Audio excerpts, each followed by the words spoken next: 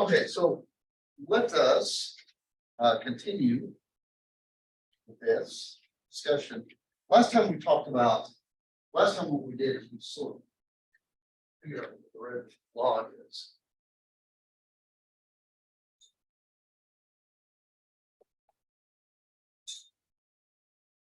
Do I remember? Very good. Or x to the minus one power. We observed last time this is the only power that you can't get. Minus one power is the only power you can get by taking the derivative power of x. So let me stretch this out a little bit.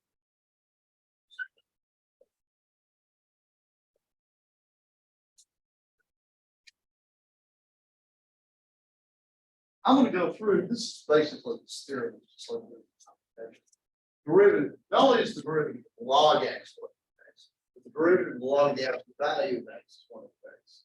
And this is, in a certain sense, more global because the domain of log x consists only of positive x's, right? The domain of this function consists of all x except the derivative. So, for me to do this computation, verify this, I need to remember what the absolute value of x is. Anybody remember how the absolute value of x is defined? Right. Maybe it's hard to remember what the definition is, but I bet, watch this. Okay, quick answer. What's the absolute value of 5? Okay, what is the absolute value of -11? Right, you guys did that pretty quick in your head, right? What do you actually do? Okay, that's the way to think about it. But here's what you do. Here's what I bet this is what you're doing.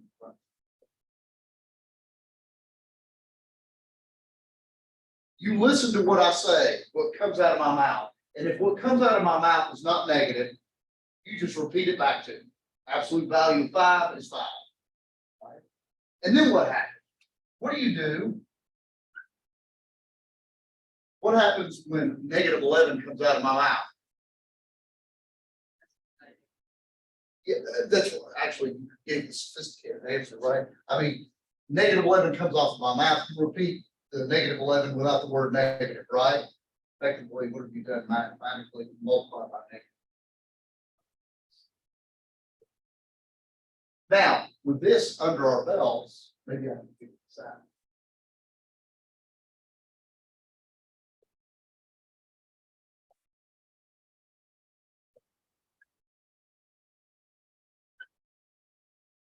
Number one, x bigger than 0. Right? And of course, I do want it strictly bigger than 0 because I can't put a 0 in it. Right? Then, in this case, natural log absolute value of x is the natural log of x. Right? Because since x is bigger than 0, the absolute value of x is just x itself. Right? So the derivative, natural log absolute value of x, is the derivative natural log of x, which is 1 over x. So ding ding ding, it works for x bigger than 0. No surprise. Number 2, what happens if x is less? In this case, natural log of the absolute value of x is natural log of negative x. Because now x is negative, so the absolute value of this negative number is minus x. Right? So now we have d dx, natural log of absolute value of x is d dx, natural log of negative x. And now I've got to use the chain. What's the derivative of log of log? 1 over log. And am I done? What does the chain rule tell me after I multiply that? the derivative of what's inside, which in this case is -1. The negatives cancel, and I get 1 over x. So the derivative of the natural log of the absolute value of x.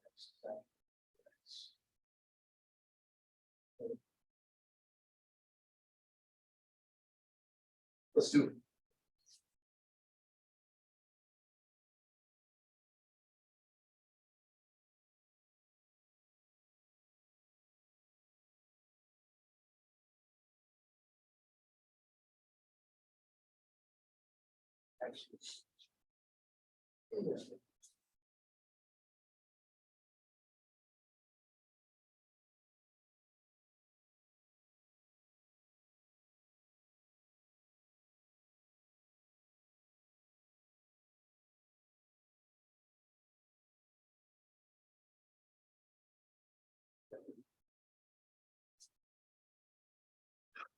Let's figure this out. This is a chain rule.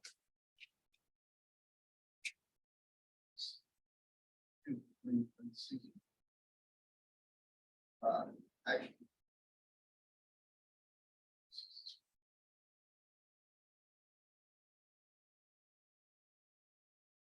first thing I come to is natural log of absolute value. What is the derivative of the natural log of the absolute value of log? Well, this theorem tells me the natural derivative of the natural log of the absolute value of log is 1 over 1. So I get 1 over.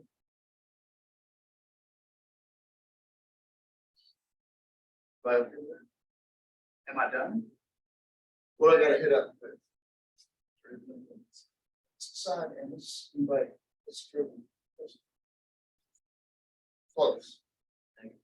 Negatives. And so we've sort of accidentally almost discovered the function of the derivative is tangent. The derivative that is negative. One for it. This also shows you use properties of laws. Let me make sure that we're all on the same page with properties of laws before I move on to this next.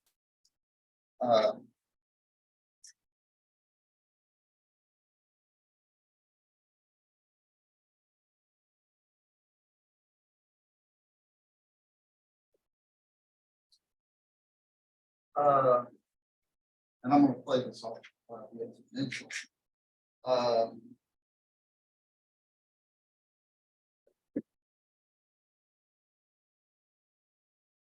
But A be a positive number.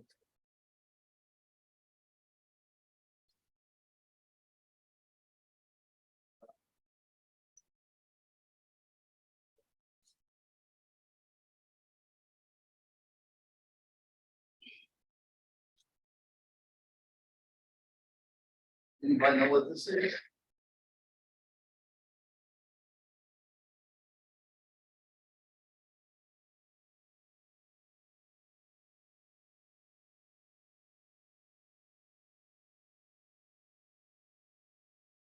What happens when you take a to the x power and then you put the log base a? That is exactly right.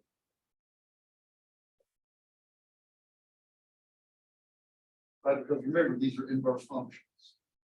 And 2, if you take a log base a of x, this is also equal to x. But this one's more restricted.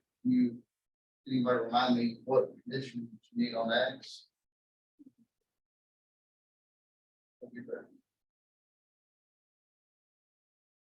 Now, if a equals the exponential e, then log base a of x is natural log of x. That's our notation. You all familiar with that? Natural log of x and log base. What else do we have here?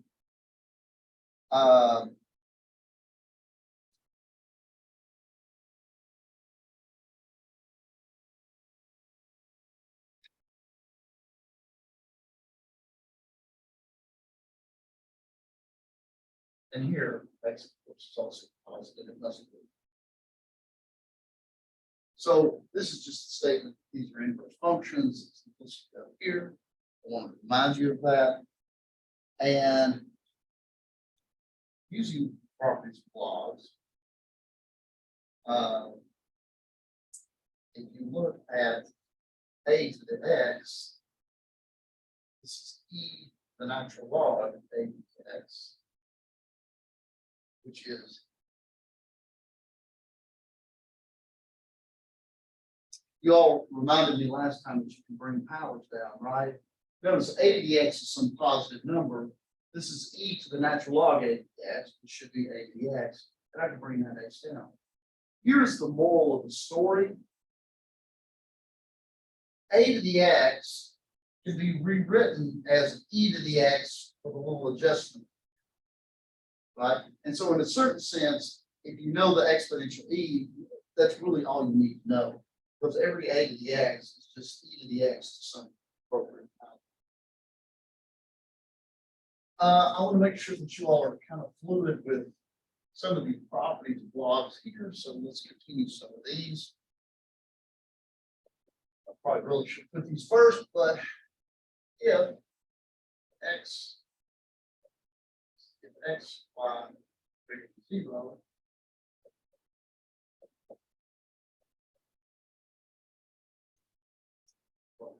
one. Anybody remember how you can rewrite the log of x times y?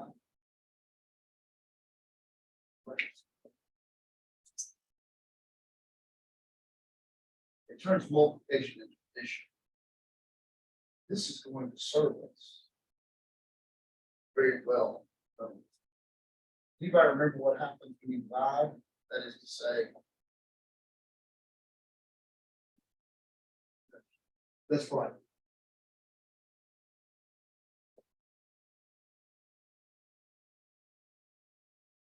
And 3, and we know this because you all told me this. If you look at natural log of x to the r power, it's r natural log of x. Then as you can slide that power down. So logarithms turn multiplication into addition. Division, subtraction, and powers into multiplying by a constant. This means they're very powerful tools in taking derivatives of functions. Let me give you a simple application, and then we'll just more meat on. Let's do this.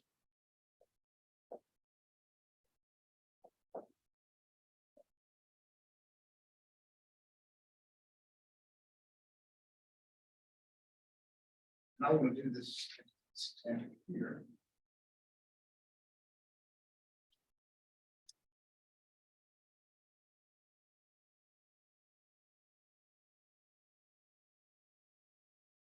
I'm going to do this 2 ways.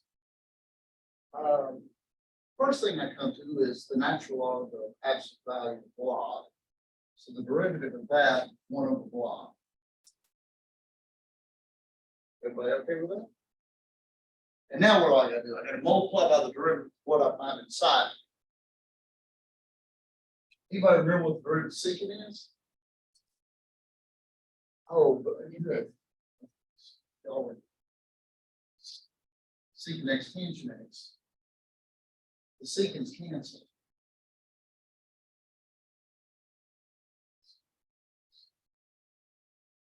So now I found a function with derivatives of x, that's what I see x. Here is another way to do this.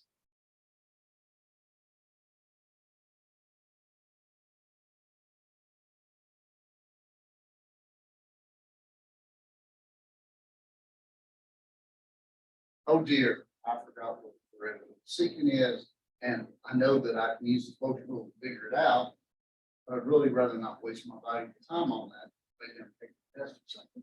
Can somebody remember what is secant in terms of making more familiar? That's right. And by inverse, you mean 1 over, right? So this is natural law of absolute value of cosine x to the minus 1 power. Now, what can I do with that minus 1? Pull it out front.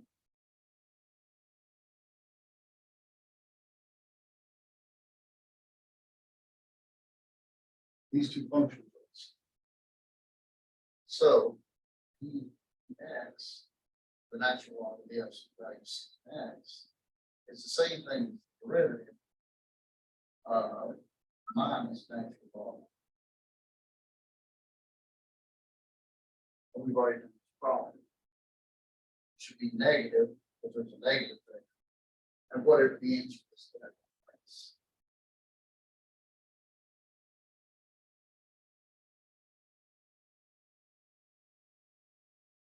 And of course, I got the same answer that I got doing it this way, which I should. Any questions?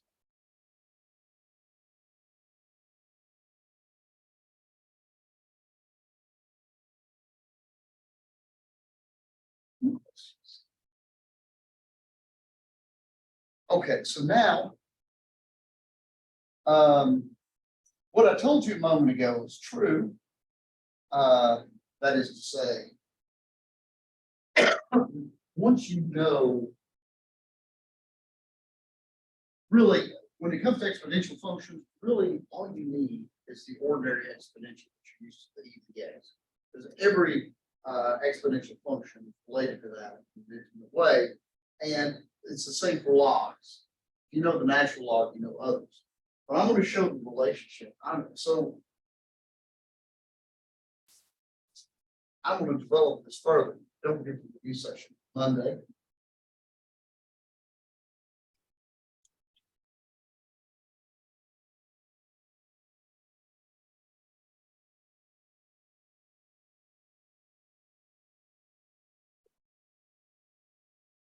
What's this? Good. And this. So what I'm going to explore now is what is d dx of ax and d dx of log base a on x. And here a is the number. What are these?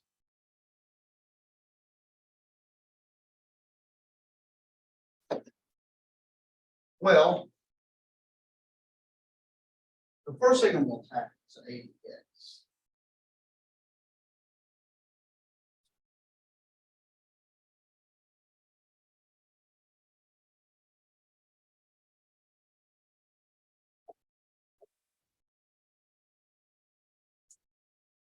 Okay.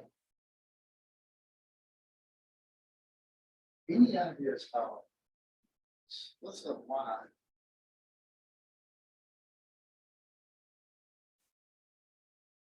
Here's my problem. I want to know what the derivative of a dx is, but I do not know. I mean, that's why I've got it up there. I don't know what it is. A to the x is to do now. If a is e, I know how to do e to the x, but here a could be any positive number. What's the derivative of 2 to the x? What's the derivative of 1/7 to the x? How are we going to do this?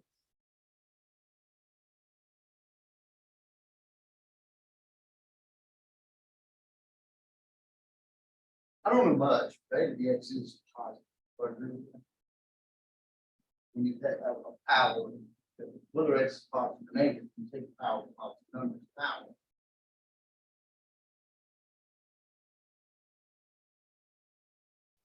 Remember this? E and log are inverse functions, so that thing is equal to that. But that was an earlier equation I did before. If you have a to the log base a, some number, I'm sorry, a to the log base a, to the x, then those are inverse functions. Right. Everybody okay? Now, it looks like I took something that was bad enough already and made it worse. But I've actually made it better. Somebody told me from very good.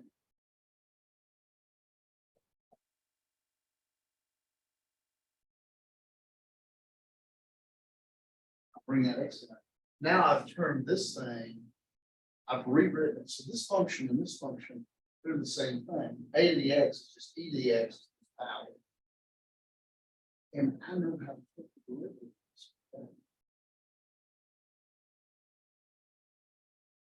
This is a chain rule.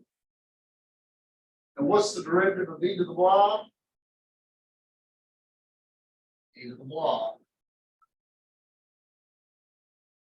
And what do I got to do now? I've got to multiply by the derivative of the blob. Everybody agree? So, what is the derivative of that?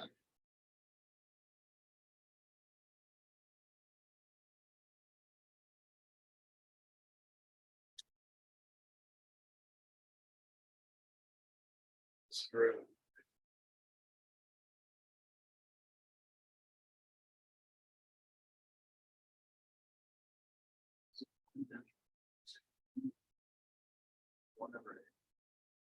It's 1/8 times the derivative of a, which is what?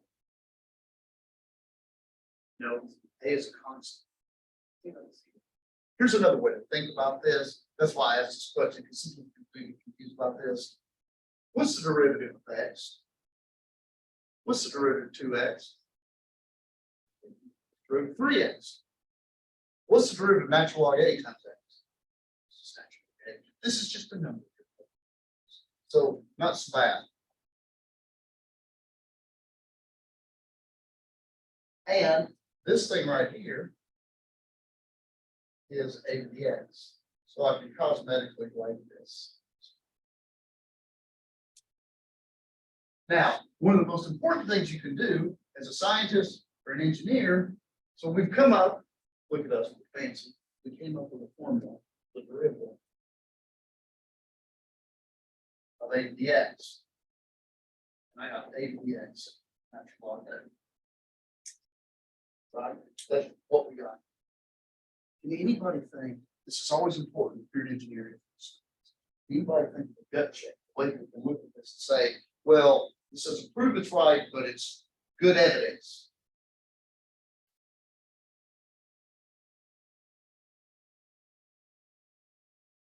Let me ask you a question. We were discovering the derivative of a to the x. A can be 2, 17, 28, whatever. Right? There's one value of a where we already knew the answer. What is that? What value of a did we already know the derivative of a to the x is?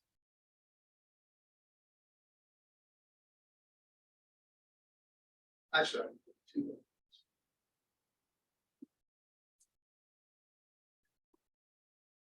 Before you came into my class, if a was e, what's the derivative of e to the x?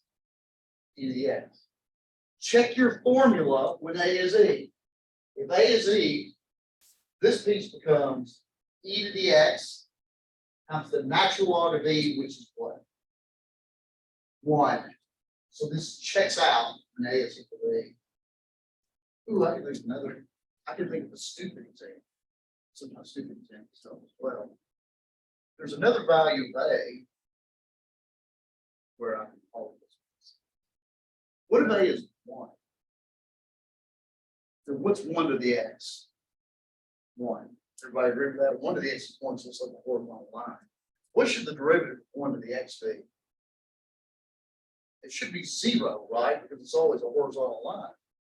Check that here. If a is 1, it's 1 to the x times the natural log of 1, which is 0, right? So this kind of checks out. This is an important skill to develop, I think, in engineering. You're going to get answers, you're going to do fancy things, figuring out.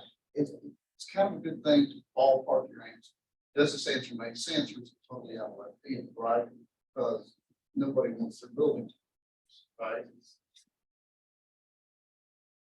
Okay. The derivative natural log of absolute value of x is 1/x. what's the derivative? And I'm gonna do gas value, this true gas values. Show you, just regular. What is d dx of log base a of x? What is it?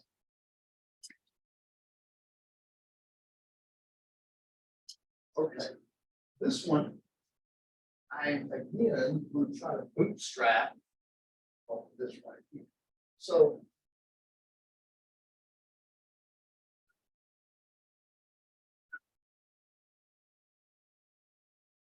just like I did before with a to the x, I want to see if I can rewrite this in terms of things that are more familiar.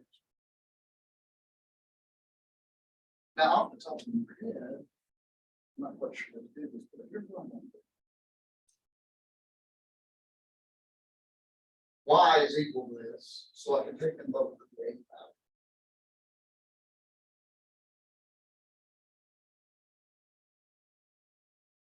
And here, of course, you can see this. 0 is equal to 5. Now, if somebody simplify the right side of that equation, I have a, the log base a. That is just this.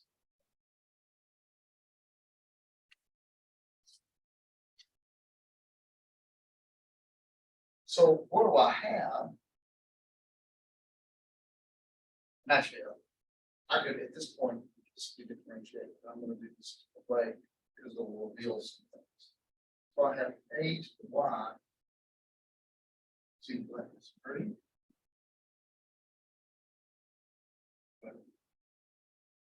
Now, what I'm going to do is, it almost looks like I'm undoing something, and I sort of am. I'm going to take the natural log of this.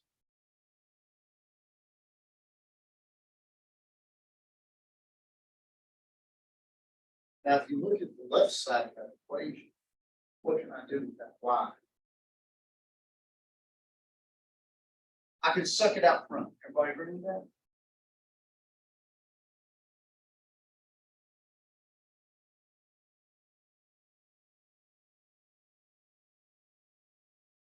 And so I can solve for y now, and I get 1 over natural log a, which I emphasize is constant.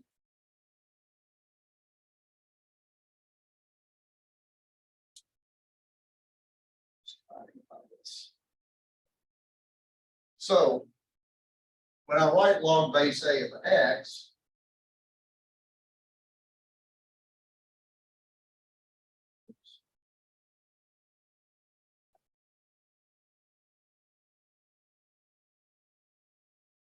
how many of you all own a calculator? Scientific calculator? How many of you have an LN button on? Yeah, pretty much everybody's got a scientific calculator will have an LN button. How many of you have a log base 10 button? Like just a log, right? You got that button. How many of you have a log base 2 button? So I've seen some, I think, that I have. Right. How many have you a button that's log base radical 3 over 7? Right, it's probably don't have that button. Why not? Because this equation right here says if I want to know the log base a of x, all I have to do is take whatever x is and take its natural log and then divide by the natural log of whatever that a is. So all you need is the natural log button to get anything, right? For example, if you want to know log base 10 of some number, then take the natural log of that number and divide by the natural log of 10. And there you go. So this is, I almost feel like I'm in Mordor here because there's one log that rules them all, right? And knowing that is knowing everything. So that's actually kind of an interesting insight. This also makes the derivative easy. The derivative of this is 1 over natural log A, but remember, that's just a number. 1 over X. So, in summary,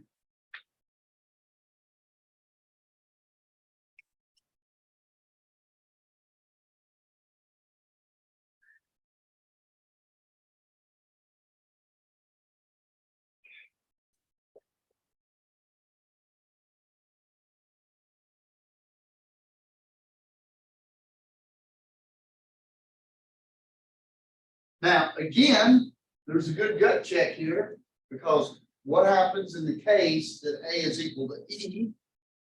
If A equals E, this is the natural log function.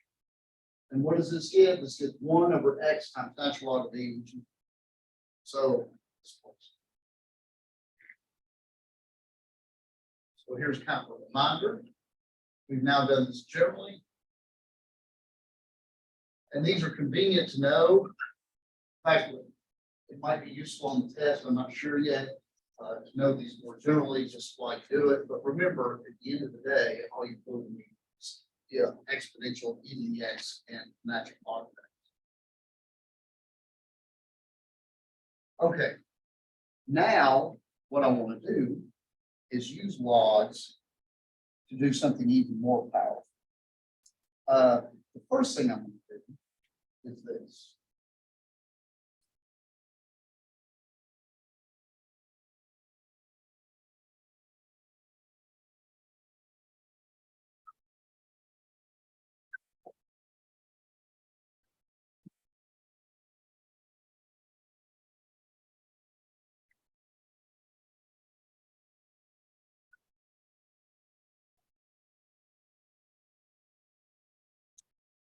Now, in 1040, you probably learned the power rule for positive values of x. I'm sorry, positive integer values of x. Derivative of x is 1, derivative of x squared is 2x, so forth and so on. Then, after you got the quotient rule, you probably learned that this is true for every integer power. The derivative of x to the minus 2 is minus 2x to minus 3, and so on. This general power rule covers it all. So, for example,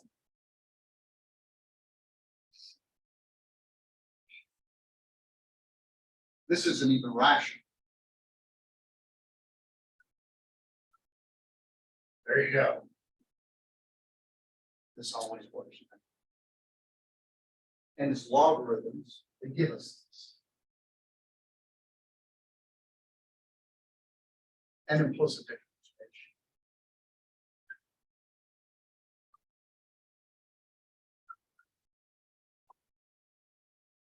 I'm going to put my money where my mouth is and try to convince you that one is true. Suppose we have y such in I'm going to do something. I'm going to do this over and over again. It's called logarithmic differentiation. It allows me to bring down exponents.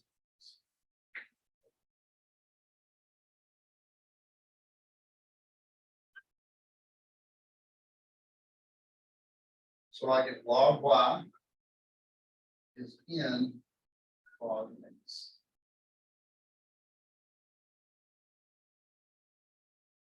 Now, take the derivative of both sides of this equation implicitly.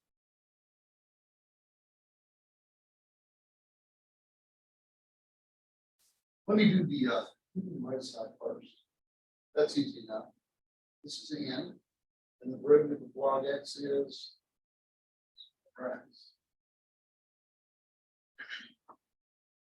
I'll grab my hand. All that. Other side, a little bit trickier, but what's the derivative of log y?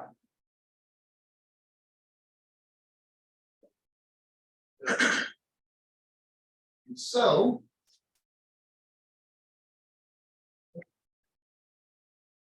if I solve y prime, I get y, well, I get n y over x.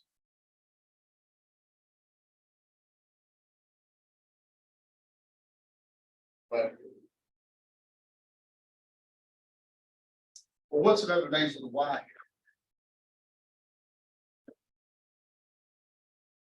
X.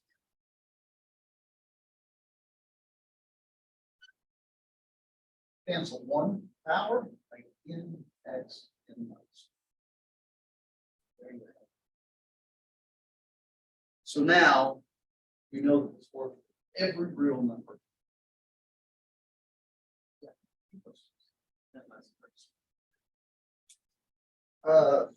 Are you okay here? Okay, and remember what y is. So are you okay here? Just flip flop that's the. And now this is x to the n power, this is x to the 1 power. Subtract x to the n.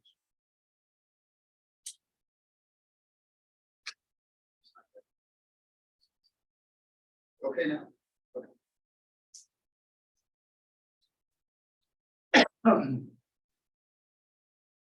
Now, we talked about this last time, but it definitely goes talk about some more.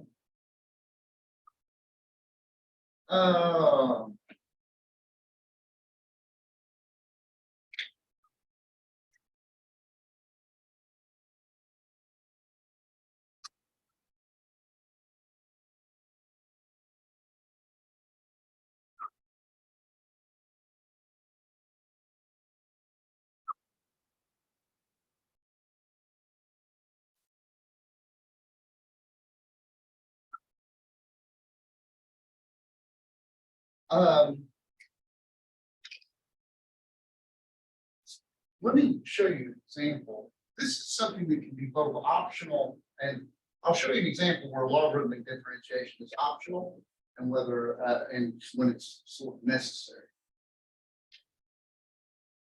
Suppose I need this problem.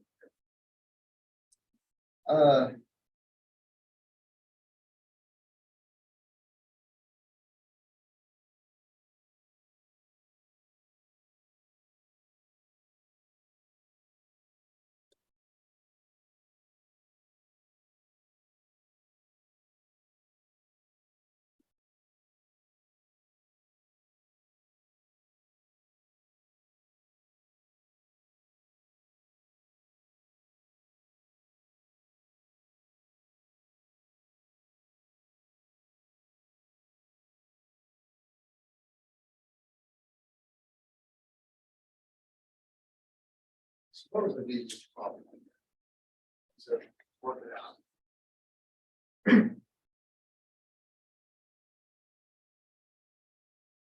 Now, this is something that you can do, right? It's all within your wheelhouse, right? I mean, you can use the quotient.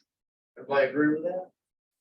The quotient rule, bottom times derivative of top, minus top times derivative of bottom. Somebody tell me why you'd rather run your tongue over a cheese grater than do this problem. It is just a nightmare, isn't it? Right? I mean, the bottom squared is easy enough, but then the bottom, the derivative of the top is a product of three things, each of which involves chain rule, right? Minus top times derivative of bottom. The bottom is applied to three things, each of which involves chain. Awful, awful, awful.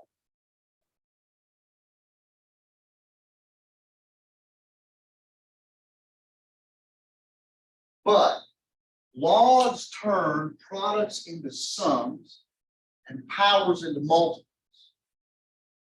So, check this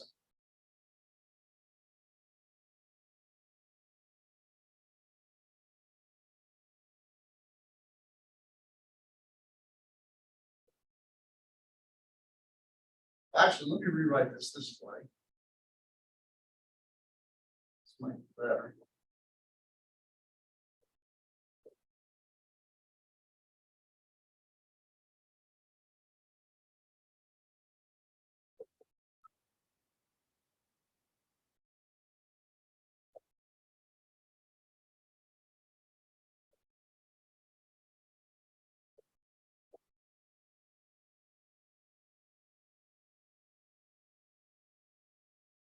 I bet you all see where this comes. The x plus 1 to the 7, x cubed plus 1 to the 4/5, x squared minus x to the 1/3. What in the world's deal with all this?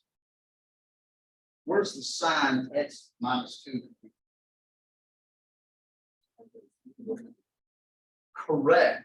This is sine x quantity squared, but it's in the box. It's the minus 2.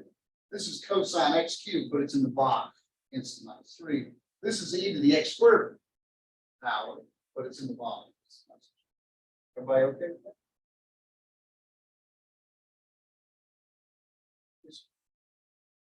Now, I'm going to do this kind of fast to show you the power. Notice this is log of a product of 1, 2, 3, 4, 5, 6 things, right? That means it's log of each of those things separately. So it's log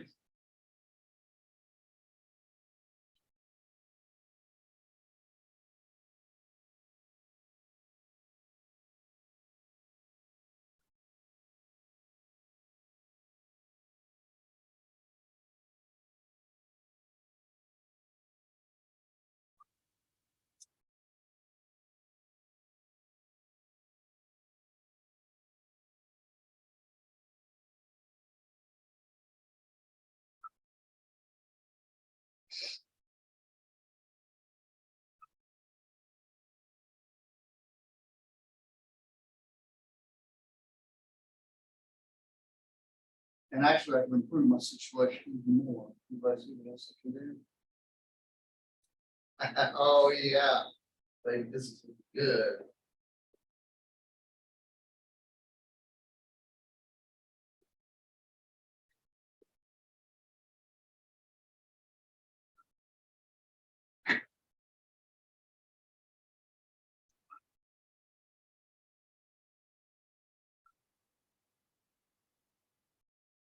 And the last one is minus x squared log e, that's just minus x squared.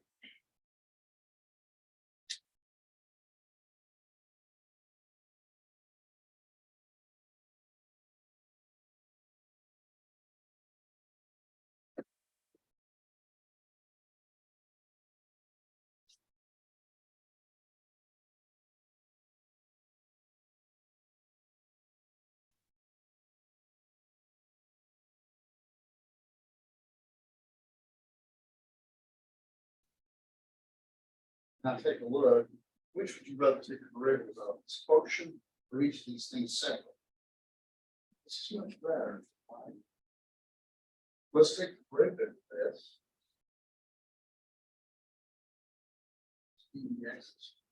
Here. The derivative of log y, 1 over y, y prime. Great. Yeah, are you okay? Yeah.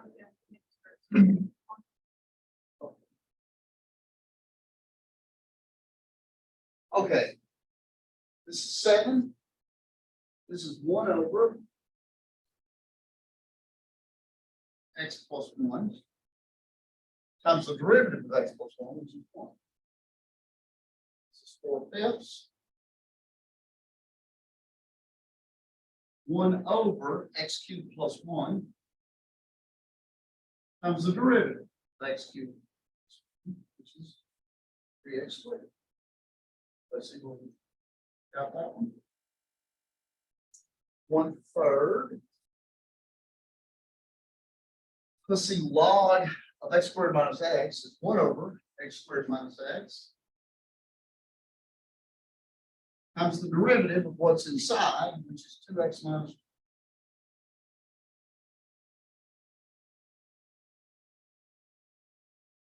That.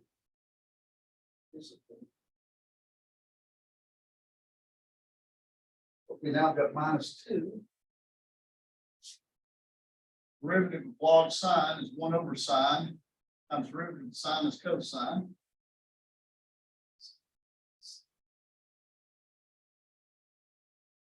Great.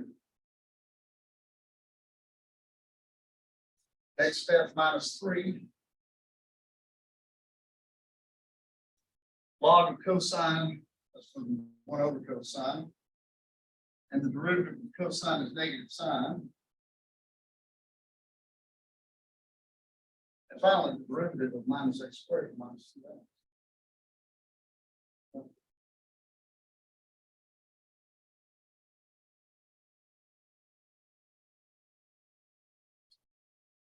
And so y prime equals y times mess, where mess is the right hand side of the equation.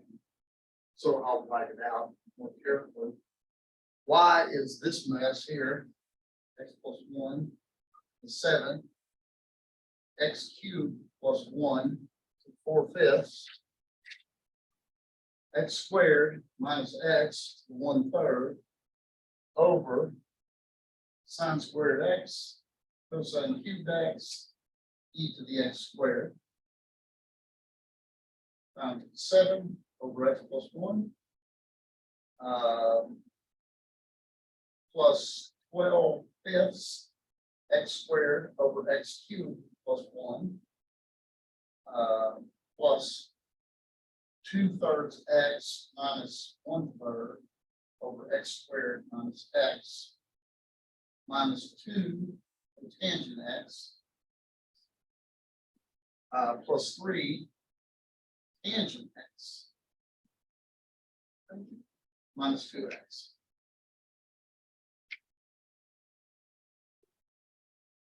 That's the derivative of y. Now, if you don't believe me, that's easier, because I know that we did spend like a board doing this. I double dog dared to use the quotient rule, right? It's going to be off, right? It's a quotient rule, and then you've got products of three things on both sides, all involving chain rules. Not only is this much, much faster, it's also much less likely to make a mistake, because the things that you're taking derivatives of are much easier than the products in the chains that you have. So, yes, this is much less prone to error, and it's faster. In fact, if you practice this over and over again, you will find I can do this problem fast enough to where it takes me longer to write the original function here in the last thing than next.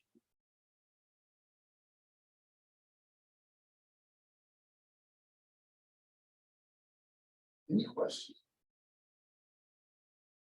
So don't be afraid if you have something, and this will work if you've got products, quotients, or things with powers in them. Lots of times, logarithmic differentiation, taking the log first, will make your life easy. But trying to be as honest as I can, this is an option, right? If you're a stubborn cuss, you can't take a derivative that's old school. You'll be sorry, but you can do it. There are situations where your hand is forced. And let me show you. Has everybody got what they need? Let me give you another application of logarithmic differentiation where your choices. So, for example,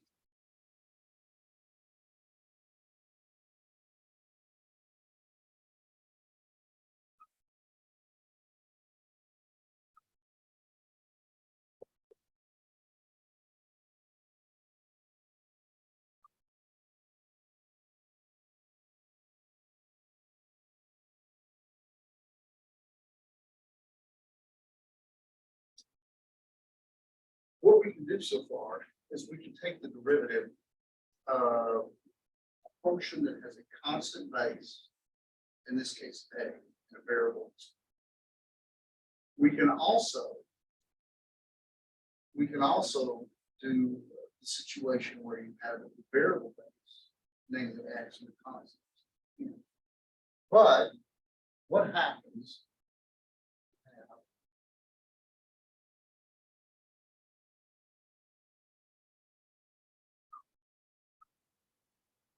Base there.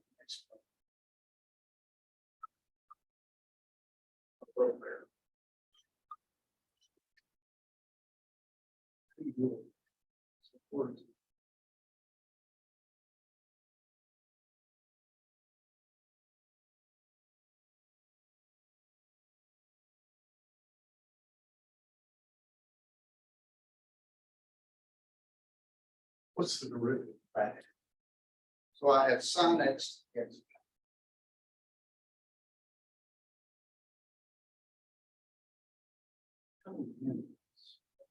This is something brand new.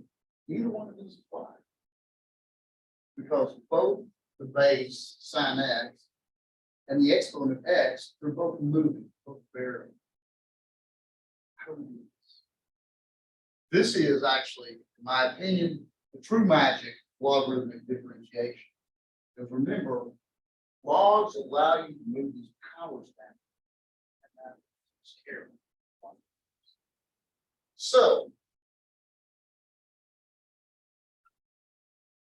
in this thing with a log,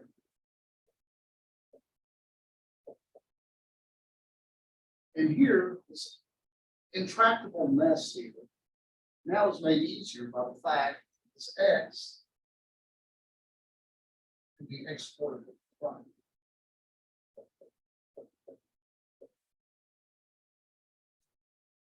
And we've taken something, by taking the log of it, we've turned something that I don't know how to do into something that I can definitely do.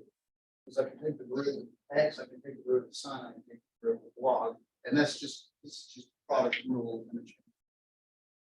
So let's see what happens when we PDX this.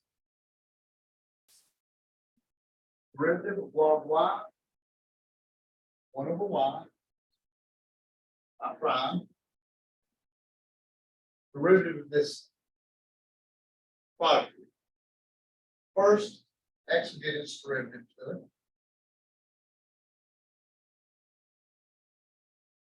And then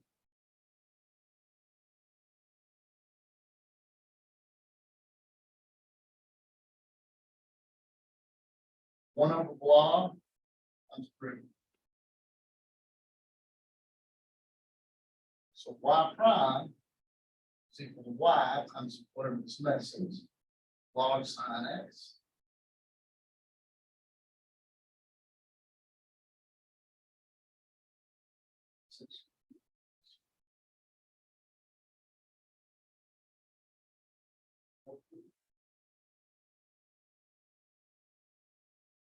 So my new formula is y is sine x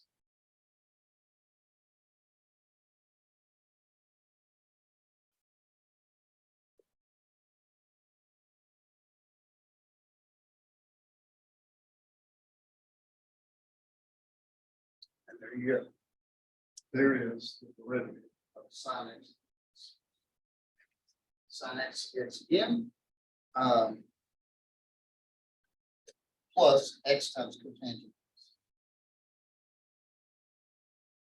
Okay, I've got 2 problems I want you all to tackle. You can work by yourselves. You can work with each other. I want you all to tackle these. I want you to take a couple of derivatives.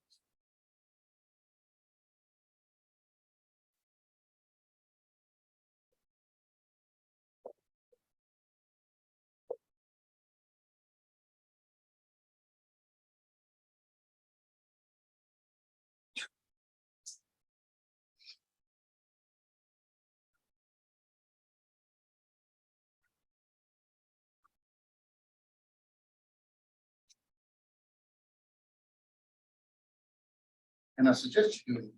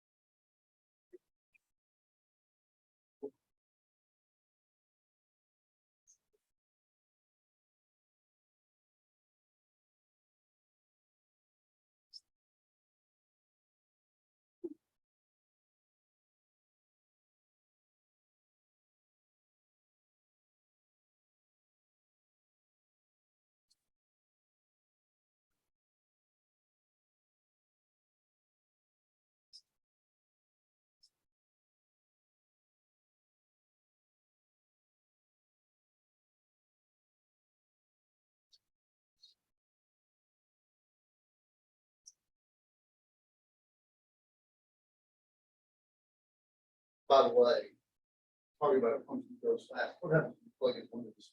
What's the line? But what happens if you plug in two?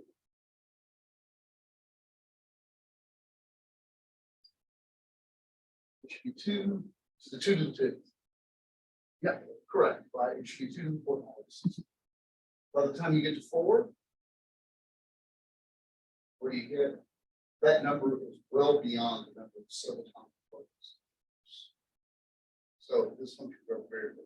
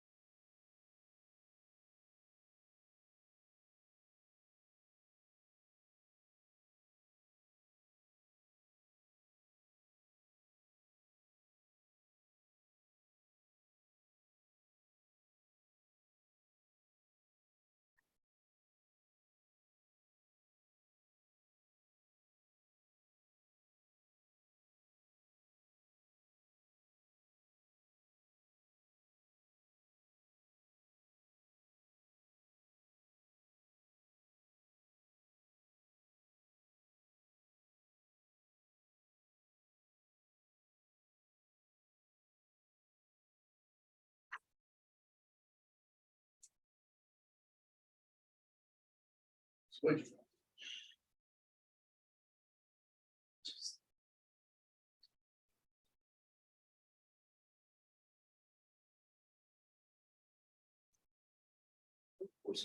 So that's actually the correct step. See, bring it down. If it's on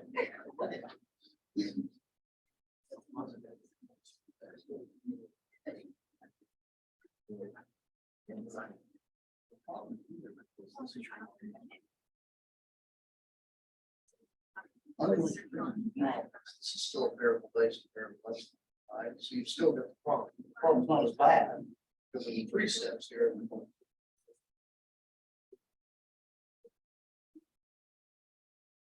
So are you all running into a problem? Does anybody run into a specific problem? You might run into? After bringing an exponent, What's that? after like bringing an exponent down. Right, right. So what problem did you run into? What's that? So the first thing you did, so how did that, so you all did the problem.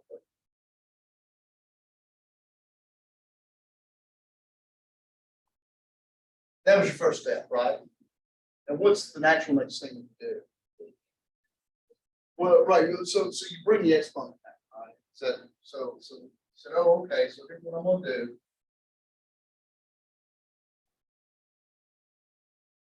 Everybody okay with that?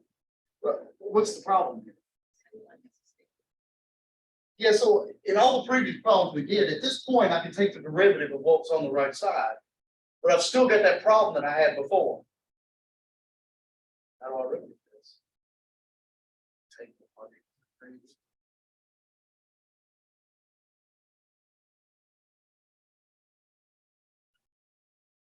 What do you do with this? Is this where you got kind of stuff? Well, remember, logs have lots of properties. One of them that we can do is this. This is right. This is log x plus log x. Right? And now this is all naked by itself, so you pull that x out. Right? So see if that happens. Yes.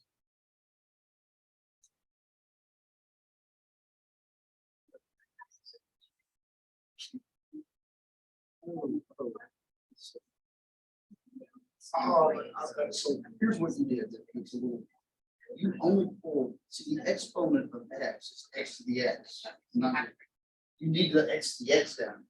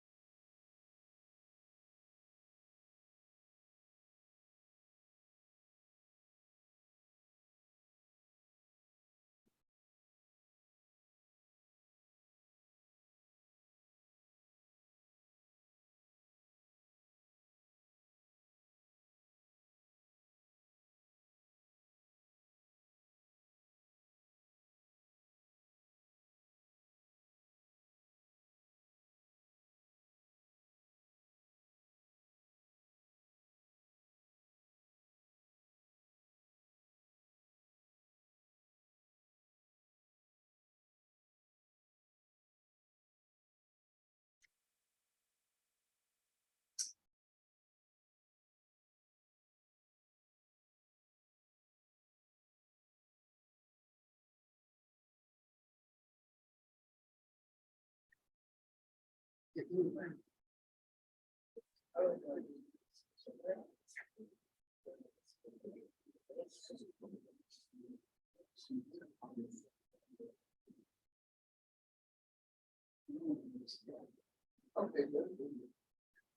Right, I would take another step, so it looks like you're taking the road in here, right?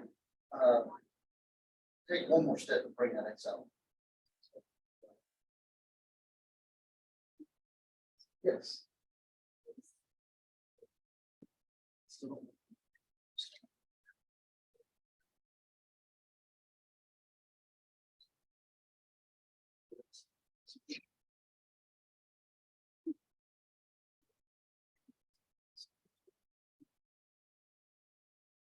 And similar to what I mean, but if this wasn't what we would have to do.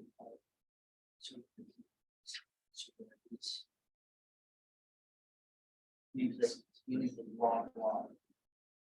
So.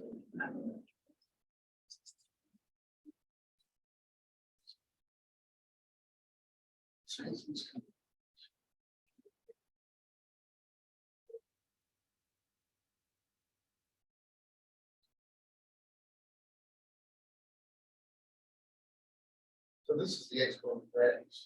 So this is x. And so you still have to follow the laws. Take the law.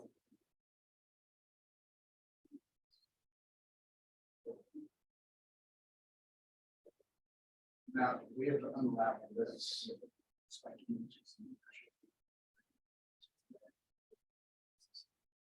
Because it's got the same bulk. So you need to break this up and get it set.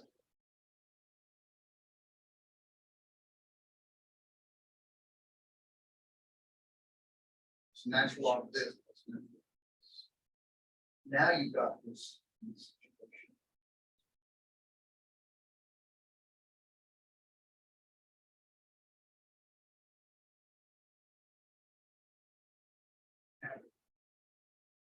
Because all these products.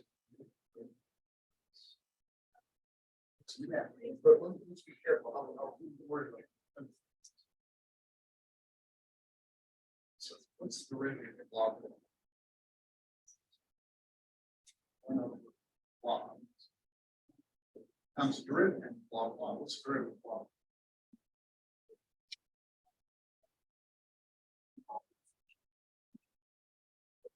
This is log one. So per proof log, so one of them. Now you got another log. Now derivative of log. This should be a product.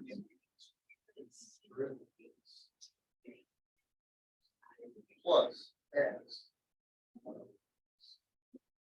And this is another chain of these.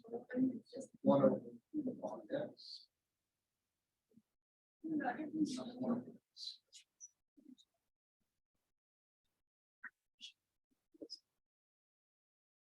Yes, yes.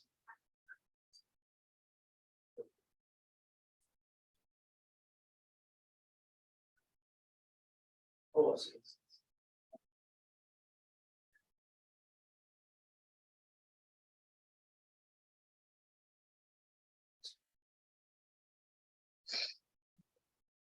So you've got like a timeline. So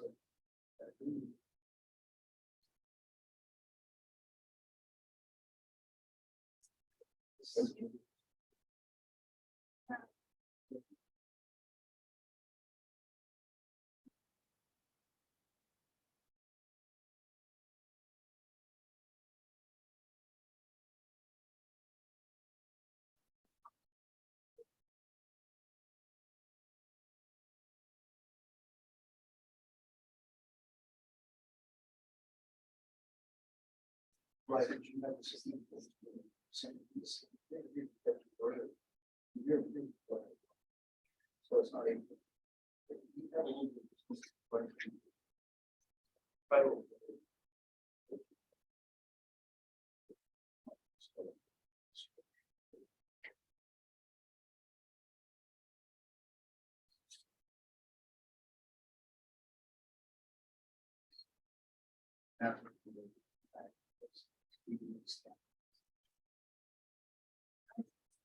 Right, and the problem is this is.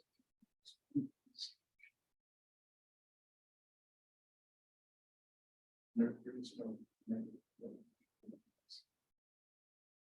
So. let's see. You've got these. And actually. My opinion, part of it,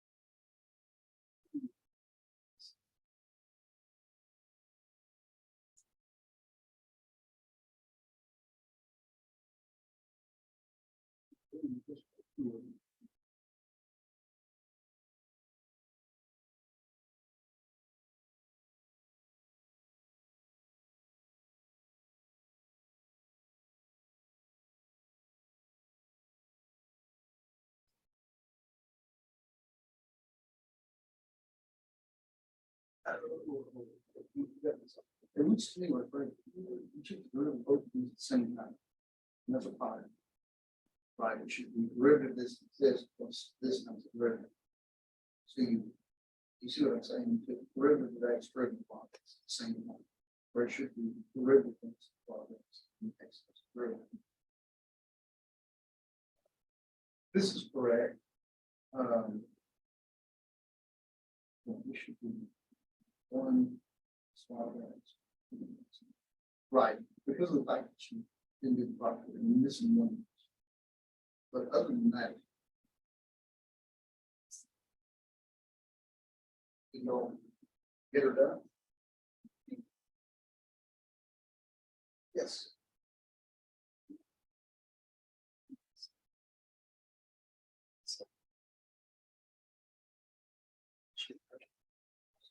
Okay, so now, what is it? So do that, and then you can take the ribbon.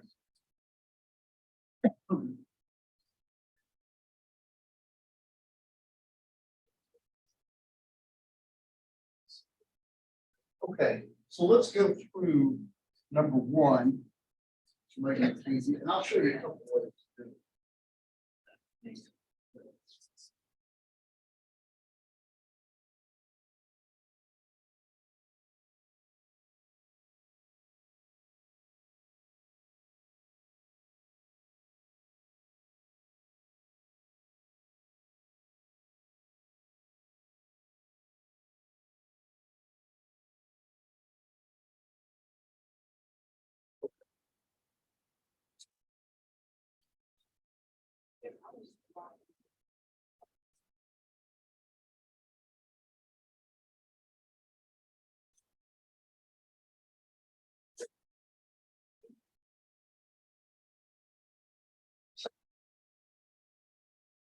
Problem here is you still got variable base, variable S.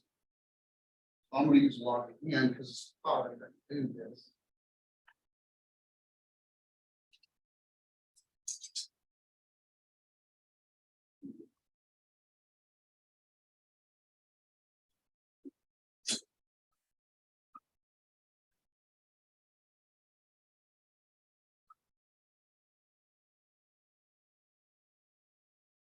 Everybody okay with it?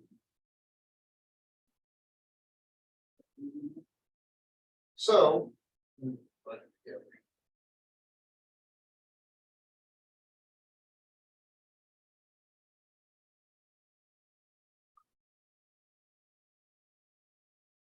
Okay, let's keep this.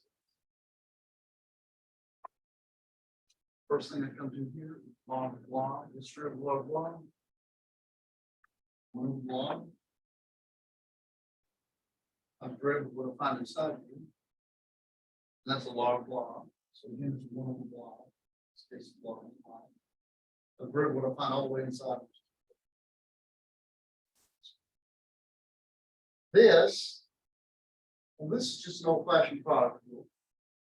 So derivative of x times the second function plus x times the derivative of log x, which is 1 over x.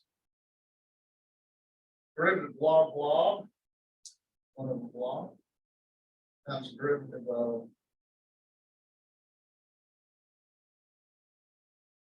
so here's what I get. Y prime is y times log y times this mass.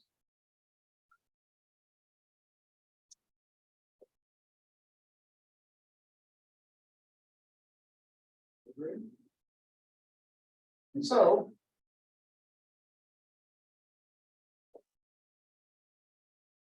let's replace this. What is y?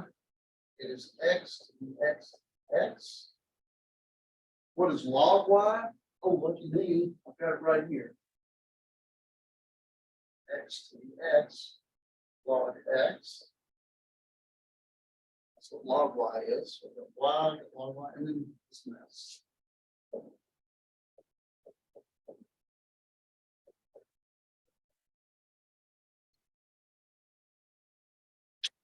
I don't think you're going to guess the derivative of this function, right? Right? I mean, it's just really strange, but there it is. Right. What's that? It's fair game.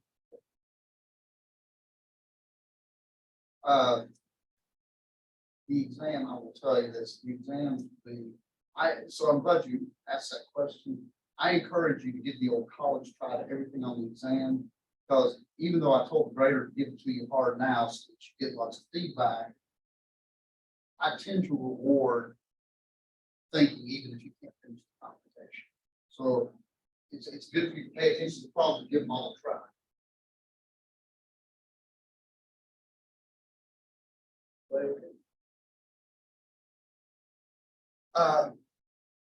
Can somebody explain to me why number 2 is now?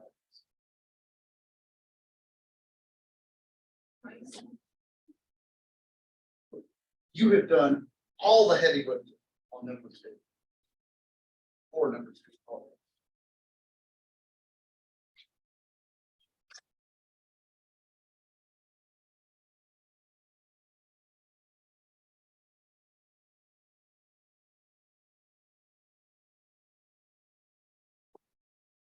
What is the derivative of sine of log? Oh, here's another thing.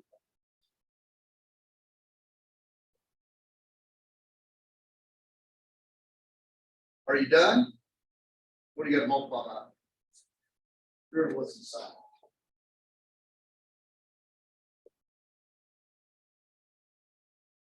If you're taking these tests and that was your answer, you would not get full credit because you told me what this is.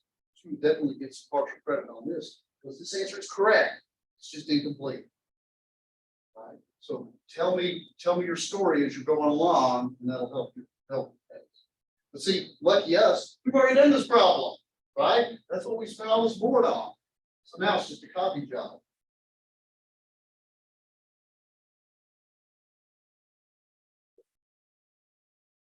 Whatever.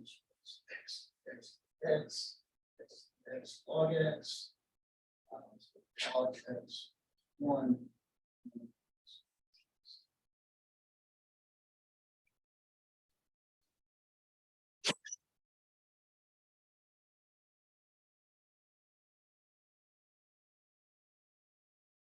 Let me do this problem another way.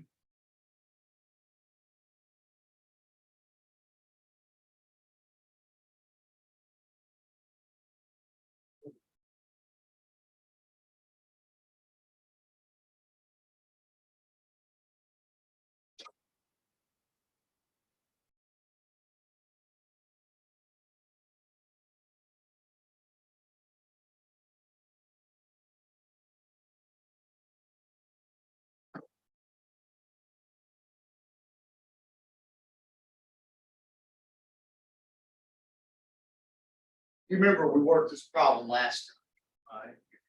That was kind of my idea. Suppose I have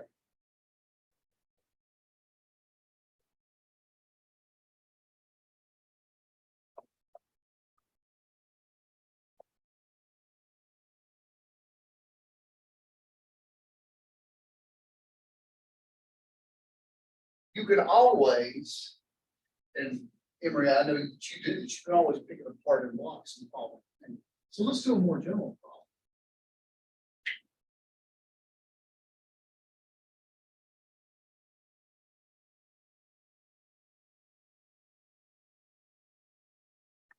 Let's find this.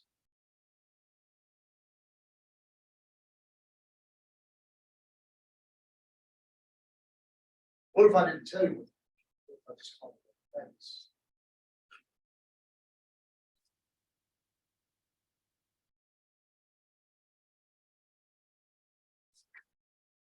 Let me call this something else. Let me call this Z, so I don't confuse it with my original Y here.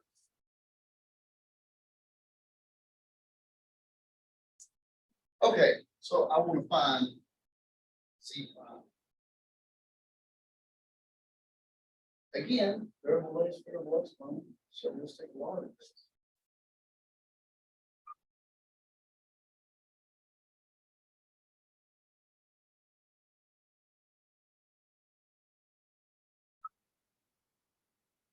Do I agree with that?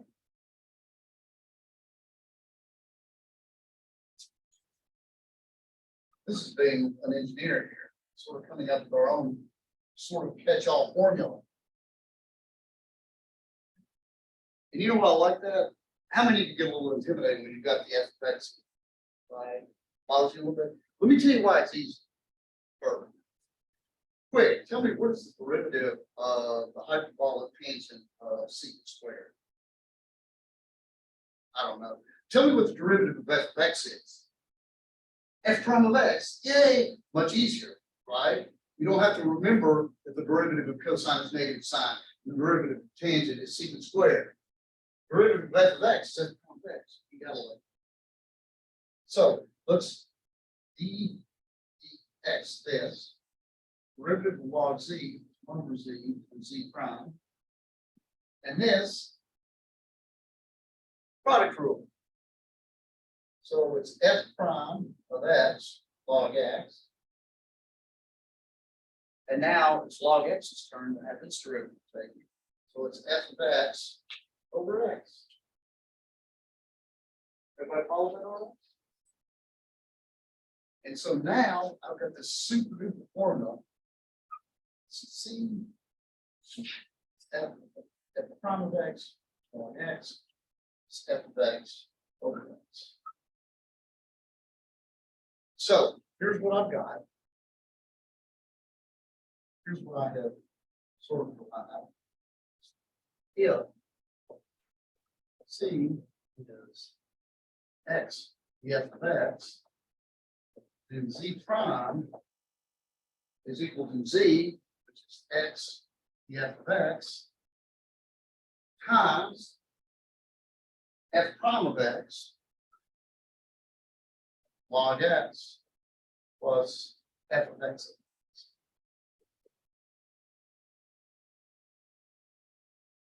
Everybody okay with that?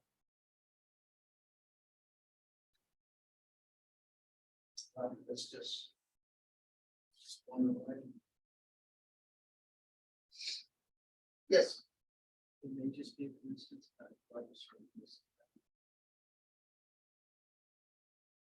what's the original problem? Or the question per se is always. I'm sorry, the question is what? So maybe I've seen, but every time you give us like prime, C prime, for instance, the original question. Oh, the original function z comes up there. That is not a coincidence. That is right. It's always going to happen because when you implicitly differentiate a log, you're going to get a 1 over z, and it's going to put the original function back. In fact, I'll show you an example of that in a moment. But here, we now want to find the derivative of y is x to the x to the x. So here, f of x is x to the x. So now we can apply our formula. We'll see what should it be. It should be x to the f of x times f prime of x. And I know what f prime of x is. from last time. And by the way, if I didn't know what it was, I could certainly derive that too.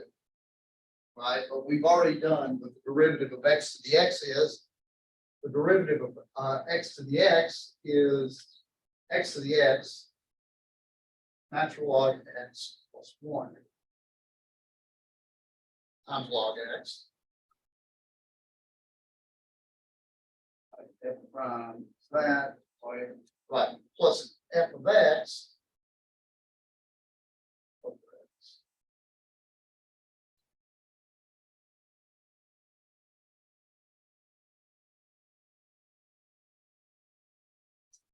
This may not look the same as this, but it is.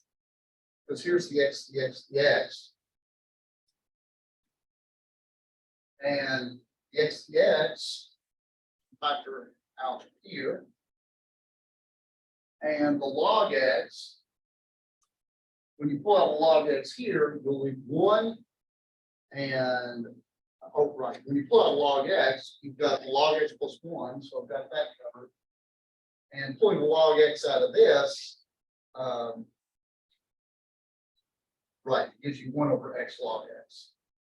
So these are actually a different, this is rewrites.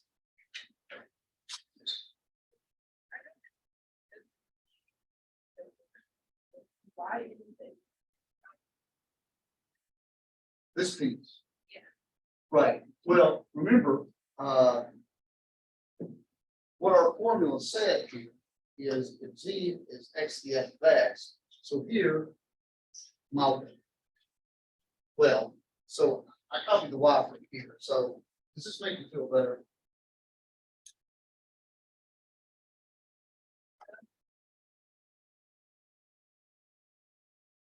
Yeah, I just applied it to the letter for this.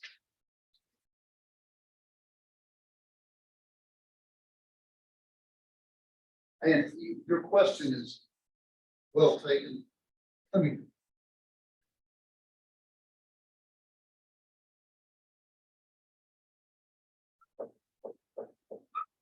I remember teaching logarithmic differentiation so hard in one class one time that if I asked them to take the derivative of x squared, the first thing is done is take the log.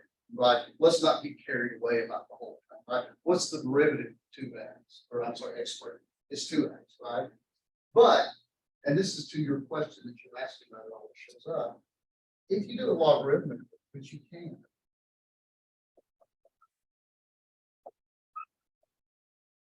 take the derivative of this. 1 over y prime is 2 over x. Right? And so my formula would be y prime y is 2 over x. Well, y is x squared. But if you simplify that, you get 2x. Don't be slow. All right, just take the derivative. Okay, any questions? This takes a little practice, but whenever you need the derivative of one of these things. So for example, so think about this problem here.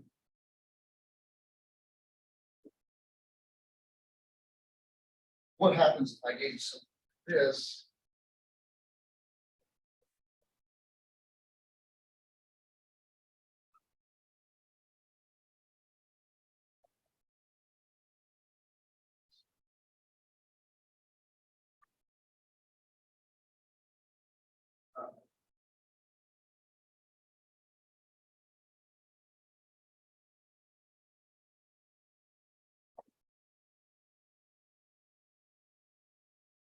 How would you do this problem?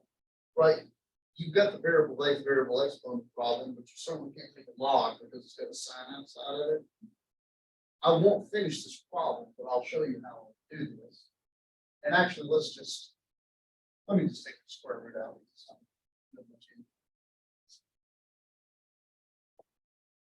What's the derivative of sine of y? Well,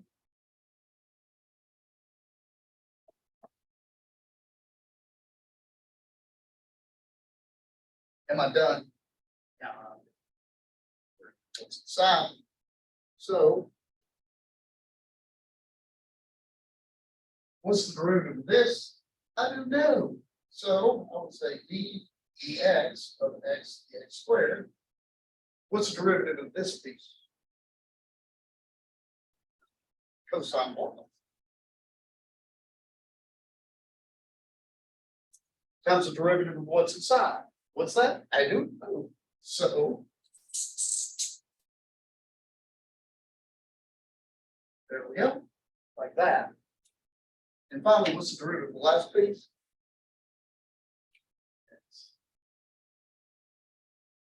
This answer is correct, but incomplete. Right? Now you could go back and figure these out separately. By the way, if I asked you to do something like this on a test, I would literally, if I asked you this problem, I would literally write it this way. And then I write aside, I do this problem separately, and when you're done with these, say, hey, stupid, plug these back in. You're done. Right? I don't need you to rewrite everything.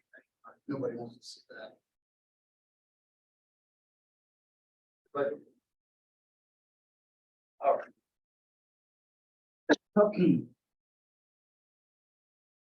Here is another one. This kind of connects with any questions. Okay, practice these. It takes a bit to get used to.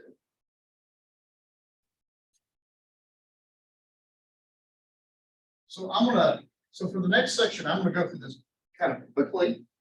I'm gonna get into 310 a little bit, and I'm probably not gonna do a whole bunch of 310 tomorrow. I'll get through it quickly. I want to start related rates as well. But again, you've got kind of the same idea going on.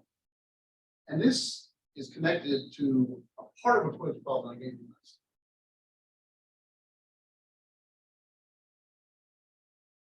Y'all remember this function? You might remember what the inverse tangent is. How many of you remember what tangent is? This one's a little bit more familiar, isn't it?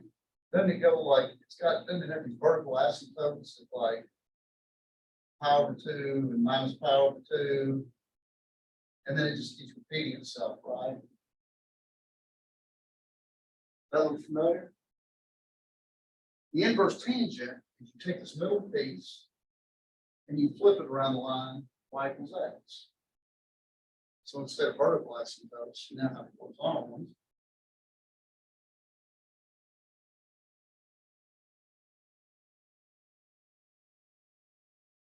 Does that ring a bell? Maybe back in the old days. Now, here's the question. What's the derivative? What's one thing that you can tell me for sure about the derivative? Derivative at one point. Simple. Simple.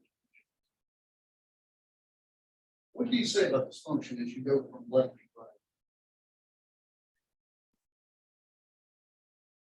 Would skateboarding this function be easy or hard? Because it's uphill, right? So this function is always increasing. What do you suppose that means about the derivative? Positive. So that's one thing I'm keeping in mind. I bet the derivative is positive no matter what. By the way, where does it look like the derivative is? Where does it look like the steepest point is? Where the skateboarding is hardest? Right here in the middle, doesn't it? I mean, I have problems perfectly, but it's if you go up this way, it's almost flat, right? And then it gets steep for a while and then flattens out again, right? Well, how am I going to figure out this? Well,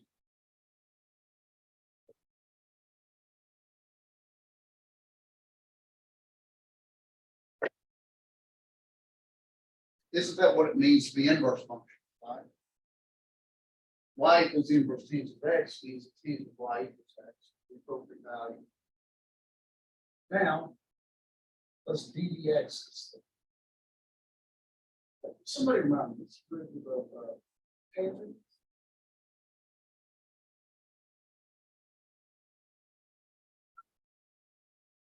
Not done. Derivative of x is still 1. So a y prime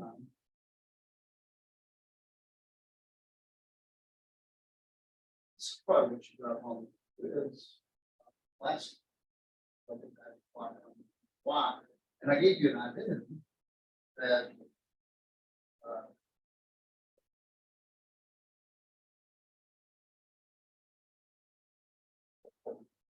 so I can replace this by 1 over tangent squared y plus 1. Yes. Where did the negative? Oh, what about the negative? So when you got the inverse, where did the negative one? This is the inverse function. This is not 1 over tangent. Don't confuse them. 1 over tangent is cotangent, right? It's reciprocal. This is the inverse function. So when you take the original tangent piece here and you flip it around the line y equals x, you get this. And the inverse function means tangent of tangent inverse x is always equal to x, and tangent inverse tangent x is x. If x is between minus pi over because you only invert that. These are inverse functions, right? So in other words, if you take a number and you press the inverse tangent button, and then you press tangent again, you should get back to where you started. Is everybody with me here? Yeah. How did you get tangent squared? From here to here, from this identity, right? Because secant squared y is the same thing as tangent squared y. And of course, a good question is, what the heck? Am I just showing off my math trig skills for no apparent reason? Well, there actually is a reason, and that is, what was the reason? If tangent of y is x, then what's tangent squared of y?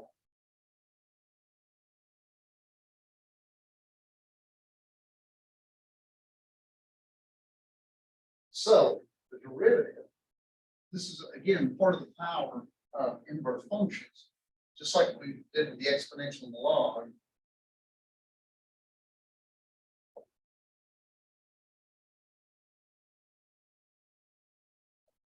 Right. By the way, notice this function is always positive, right? Which is what we expected. And notice, how do I make this derivative as big as possible?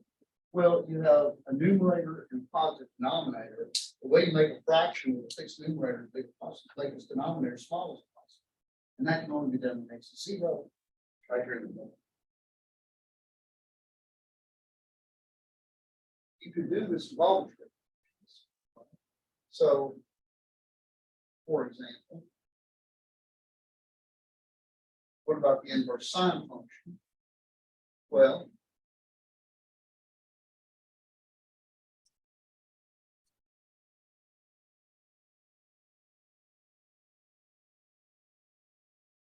here are the appropriate range values.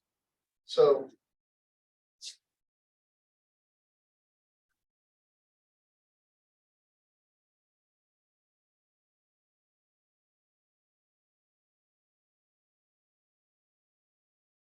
if we ddx this, A1 is derivative of sine is cosine of y.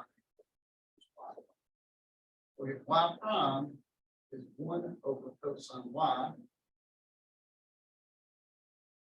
So I'm going to write it this way.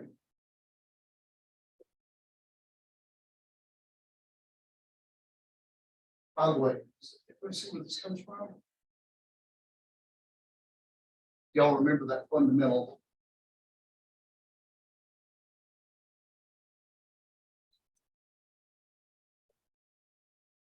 That's about the only trig identity that I really expect you to know for sure.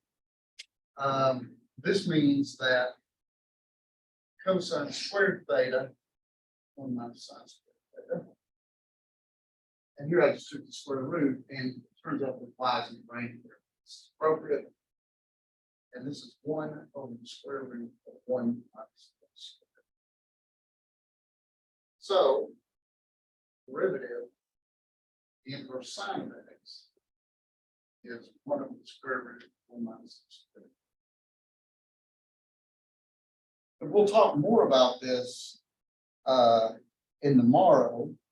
And I'm gonna talk about general inverse functions a little bit, but you'll find in the next section a table of the derivatives of the inverse trigonometry. So now we've got, what can we take derivatives of? Now we can take derivatives of logs, as well as the steps you had before of the exponential, sine, cosine, and rational functions. We can now take derivatives of inverse trig functions, take derivatives of logarithms, and if we even do variable-based, variable exponent, no matter how awful they are. Sure.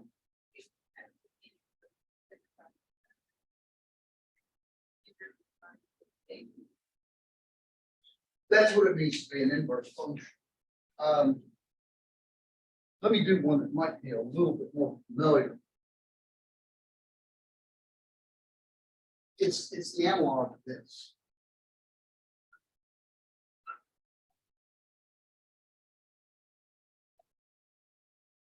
If y is the square root of x, what does that mean x is?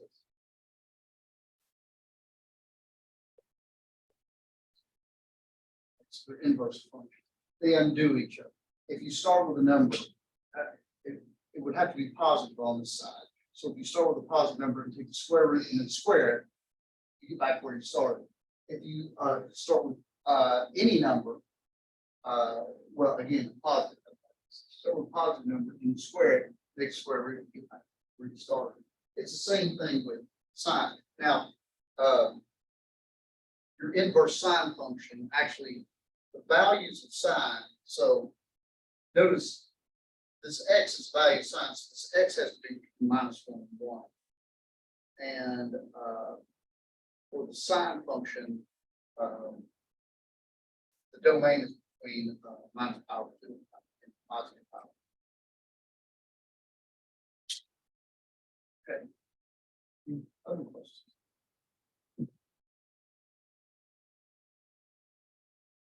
Okay, well, so let us then take a quiz for today. Oh, we can go this quiz.